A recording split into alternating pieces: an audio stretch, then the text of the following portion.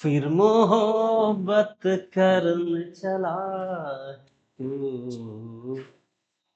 Good morning, नमस्कार, कैसे हैं दोस्तों।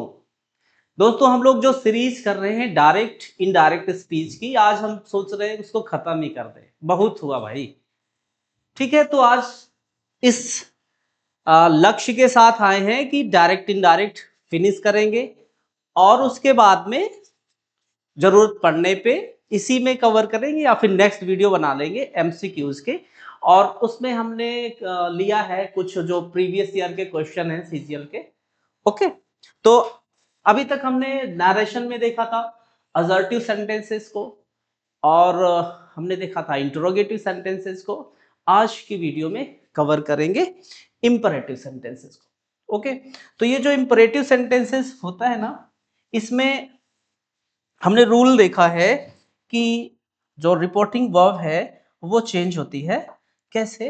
रिपोर्टिंग वर्ब बदल जाती है भाई, आस्क्ड या फिर ऑर्डर्ड या फिर रिक्वेस्टेड या फिर एडवाइज्ड या फिर बेग्ड में। ये रिपोर्टिंग वर्ब क्या है? ये जो सेड लगा है ना, वही सेड चेंज हो जाएगा, या फिर आस्क्ड या फिर ऑर्डर्ड या फिर रिक्वेस्टेड या फिर एडवाइज्ड या फिर बेग्ड में। ओके, एक कनेक्टिंग वर्ड लगेगा, वो है टू। हमने देखा था कि जो कनेक्टिंग वर्ड हमारा था असर्टिव सेंटेंसेस का, तो असर्टिव सेंटेंसेस में जो कनेक्टर है, जो कनेक्टिंग वर्ड है, वो दैट लगता था। इंट्रोगेटिव में लगता था इफ, और इसमें इंपरेटिव में टू लगता है। अच्छा, हम स्ट्रक्चर की बात करें ना, ये जो इंपरेटिव सेंटेंस होता है इसमें क्या होता है? सब्जेक्ट नहीं होता बच्चे, है ना। ऐसे सेंटेंसेस में सब्जेक्ट होता नहीं है, वर्ब से शुरू होते हैं। ओके, वर्ब की फर्स्ट फॉर्म से सेंटेंस शुरू होता है, उसके बाद में आता है ऑब्जेक्ट। ओके, या फिर हो सकता है कि कोई सेंटेंस डू नॉट आ जाए पहले, फिर वर्ब की फर्स्ट फॉर्म आ जाए। Okay, verb number first and then object, ऐसा हो सकता है। और अगर उस वो जो सेंटेंस है हमारा रिक्वेस्ट में है, रिक्वेस्ट की फॉर्म में है, तो पहले प्लीज आता है या फिर आता है काइंडली।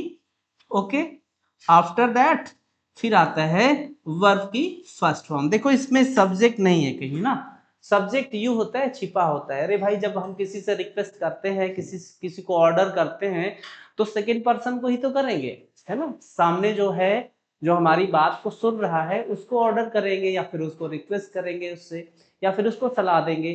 थर्ड पर्सन को तो दे नहीं सकते, वो तो सुन ही नहीं रहा है।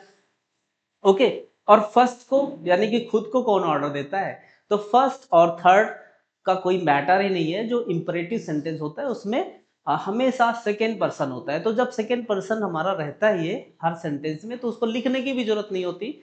वो हमेशा सेकेंड फॉर्म जो सेकेंड वर्ब होता है सेकेंड पर्सन का, वो हिडन होता है, इसलिए वर्ब की फर्स्ट फॉर्म से हमारा सेंटेंस शुरू होता है। ओके, अब जो है हम कुछ एग्जाम्पल्स देखेंगे।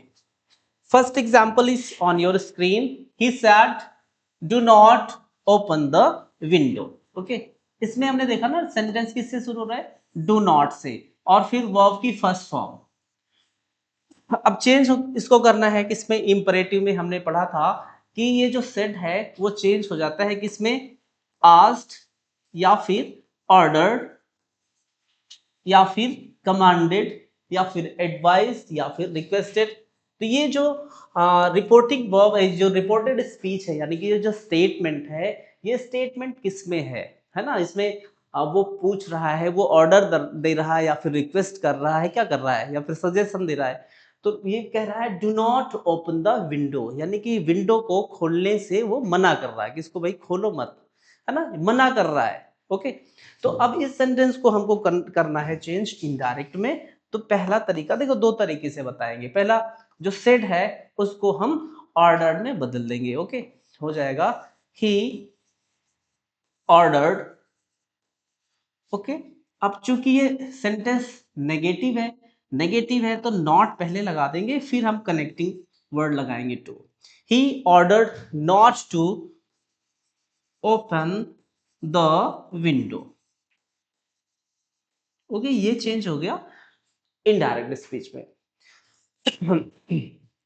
दूसरा तरीका मैंने बोला था कि मैं दो तरीके बताऊंगा। तो ये सेड ऑर्डर में बदल गया। अगर हम ऑर्डर को ना लिख के फॉरबेड में भी हम इसको लिख सकते हैं। ही फॉरबेड, फॉरबेड मीन्स क्या होता है बच्चे, मना करना, किसी चीज को रोक देना कि ये काम मत करो ना, फॉरबेड मीन्स होते हैं मना करना। अब जब फॉरबेड लिख देते हैं ना, फिर नॉट लिखने की जरूरत नहीं होती। ऐसे फॉरबेड आ जाता है डू नॉट वाले सेंटेंसेस में, है ना। तो क्वेश्चन आपको मिल सकता है। Okay, he forbade to open the window. तो दो तरह से इसका इनडायरेक्ट स्पीच बन सकता है। He ordered not to open the window या फिर he forbade to open the window. आ गया समझ में? आगे बढ़ा जाए फिर, चलिए। Next question is on your screen. He said open the window. इसमें देखो डू नॉट गायब है ना। ओपन द विंडो, विंडो खोलने का वो ऑर्डर कर रहा है, रिक्वेस्ट तो नहीं कर रहा है, हाँ ऑर्डर कर रहा है। तो ऑर्डर कर रहा है भाई, तो सेट को ऑर्डर में बदल दो। He ordered to open the window. ये हमारा हो गया इनडायरेक्ट स्पीच। खूब कायदे से बढ़िया से डीपली पढ़ते रहना ना, क्वेश्चन करने में, सॉल्व करने में फिर दिक्कत नहीं होगी। कॉन्सेप्ट क्लियर नहीं होगा तो फिर प्रॉब्लम होगी। चलिए next question.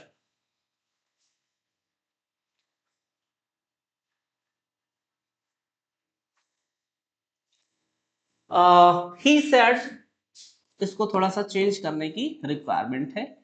He said please open the window. उसने बोला कि प्लीज विंडो को ओपन कर दो, कृपया दरवाजे को, खिड़की को खोल दो। अब यहां पर प्लीज लगा है या फिर काइंडली लिख के आ जाए, काइंडली ओपन द विंडो। फिर क्या करेंगे, ये जो रिपोर्टिंग वर्ब है ये चेंज हो जाएगी। ही, अब तो ऑर्डर नहीं कर रहा है ना, रिक्वेस्ट कर रहा है, तो रिक्वेस्ट लगा देंगे। He requested to open the window.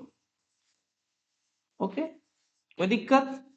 ये जो प्लीज है या फिर जो काइंडली है ये हट जाएगा अगर हम रिक्वेस्टेड यूज कर रहे हैं। कनेक्टिंग वर्ड लगाएंगे टू और उसके बाद में बाकी सेंटेंस एज इट उतार लेंगे।